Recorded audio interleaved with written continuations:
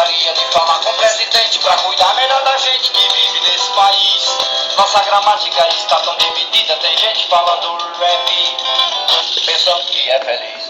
Acabaria com esse tal de estrangeirismo que deturpa nossa língua e muda tudo de uma vez. E os mendigos que hoje vivem na calçada ensinariam ao brasileiro que aqui se fala o português. Sou simples, sou composto, oculto, indeterminado, particípio, sou gerúndio, sou fonema, sim senhor. Adjetivo, predicado, eu sou sujeito, ainda trago no meu peito desse país com muito amor. Eu sou simples, sou composto, oculto, indeterminado, particípio, sou gerúndio, sou fonema, sim senhor. Adjetivo, predicado, eu sou sujeito, ainda trago no meu peito esse país com muito amor. Lá no centro da cidade quase que eu morri de fome. Tanta coisa, tanto nome, sem saber pronunciar. É fast food, delivery, self-service, hot dog, ketchup.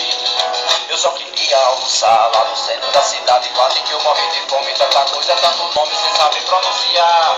É fast food, delivery, self-service, hot dog, ketchup. Meu Deus, onde é que eu vim parar?